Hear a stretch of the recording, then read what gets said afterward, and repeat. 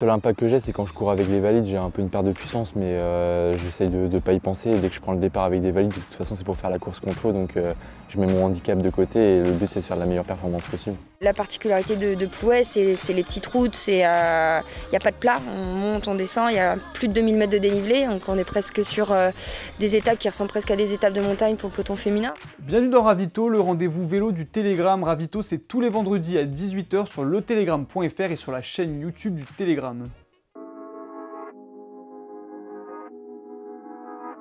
Sur la piste comme sur la route, il a pris l'habitude de tout rafler. Champion paralympique, plusieurs fois champion du monde, Alexandre Léoté est un des représentants du handisport en France. Un champion qui court également avec les valides et qui a su faire de son handicap une véritable force. Ravito l'a suivi chez lui, du côté de Saint-Caradec, dans les Côtes-d'Armor.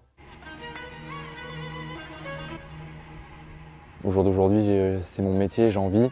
Est-ce que si jamais j'avais pas été handicapé, est-ce que j'aurais pu en vivre? Est-ce que j'aurais eu la même passion pour le cyclisme? On ne sait pas. Mais en tout cas, c'est ce qui me permet de vivre aujourd'hui. Et aujourd'hui, je l'accepte énormément et ça fait partie de moi.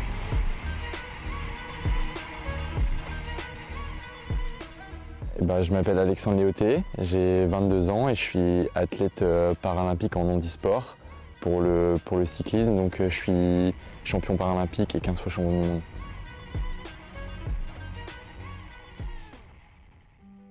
J'ai fait un AVC à la naissance, donc j'ai une perte de motricité et de sensibilité donc dans mon bras et ma jambe droite. 95% calculé sur machine isocinétique, donc je n'ai pas vraiment de valeur un peu plus que ça. Après, est-ce que ça me gêne dans la vie de tous les jours? Non, parce que je suis né comme ça, j'ai vécu comme ça, j'ai appris comme ça, donc pour moi j'ai l'impression d'être une personne tout à fait normale.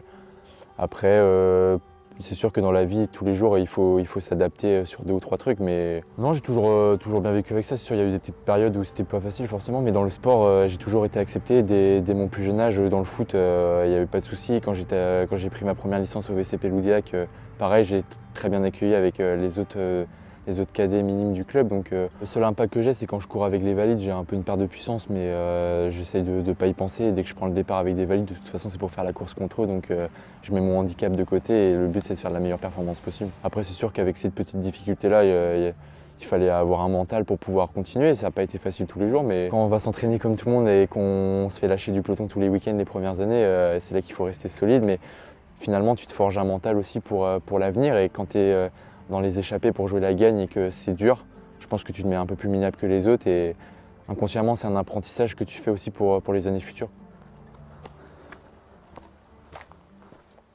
Du coup, là, on est dans mon premier GPM, on va dire, le premier Grand Prix de la montagne.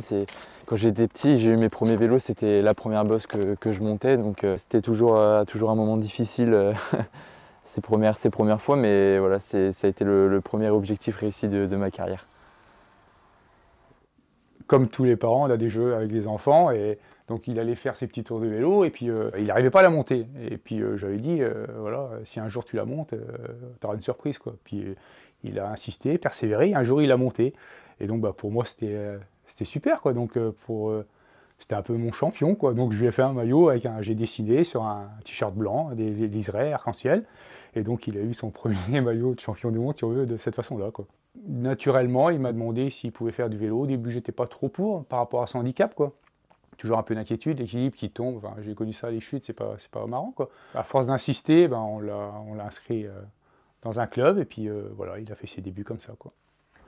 Ah oui, bien sûr, je pense que son papa, c'est toujours un peu son modèle. Pour moi, c'est toujours été ça. Et vu qu'il avait une culture et une science de la course aussi, j'ai pu peut-être plus vite progresser avec ses conseils. Je me souviens qu'on avait eu une discussion dans le garage avec le maillot de champion de Bretagne quand lui l'avait eu, et il m'avait dit j'espère qu'un jour tu arriveras à l'avoir lui ou à avoir mieux. Et donc quand il était venu me voir mes premiers championnats du monde en handisport à Emmen en 2019 et que j'ai remporté le titre, ça a été quelque chose où on a bien rigolé. Je lui ai dit t'as vu papa, j'ai fait mieux que toi. Et on avait bien rigolé, et c'est vrai que ouais, c'est hyper important aussi d'avoir le soutien de la famille au quotidien. Du coup, maintenant, je vais vous montrer un peu mon endroit un peu secret où je range toutes mes médailles, que ce soit des championnats du monde, championnats d'Europe.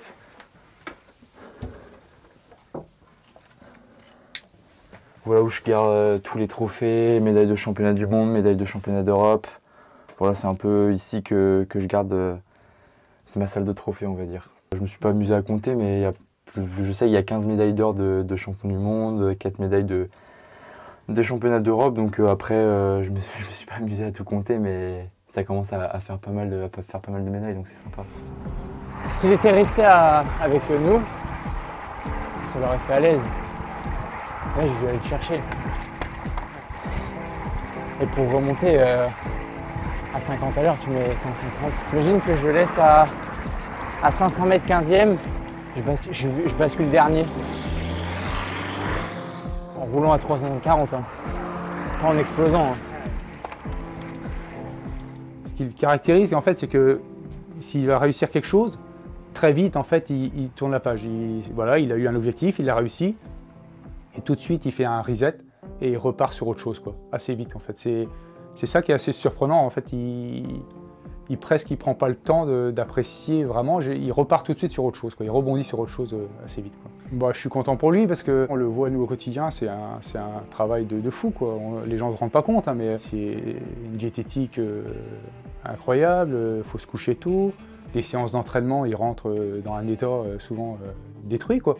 Donc on a tendance souvent à voir le beau côté de la chose, les victoires, et tout, mais derrière il y a un travail énorme. Donc vu les sacrifices qu'il fait, on est content qu'il y ait de la réussite, quoi. Bon, on va où maintenant, Alexandre?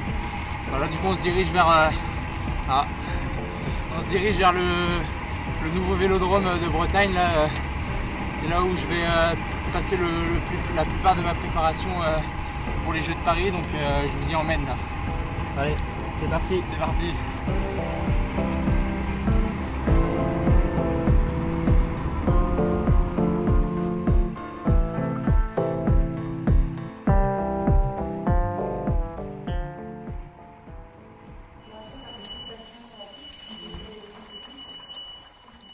Pour la préparation, c'est vrai que ça va être un outil indispensable, même si je vais pas passer l'entièreté de la préparation ici. La clé de la réussite aussi, c'est la récupération, et donc le fait de pouvoir avoir l'outil à côté de la maison, ça réduit les déplacements, et du coup, on réduit aussi la fatigue, donc c'est top, hein. Pour les Jeux de Paris, c'est sûr que ça va être le plus gros objectif de la saison, et peut-être même de ma carrière sportive. Je pense que le fait de pouvoir faire les Jeux à la maison, devant la famille, devant les amis, ça va être une opportunité de ouf. Déjà, de faire les Jeux en soi, c'est quelque chose de fantastique. Tous les sportifs ne peuvent pas dire ça. Donc le fait de pouvoir le faire en France, devant les Français, devant la famille, avoir une Marseillaise, ce serait un rêve de garçon, je pense.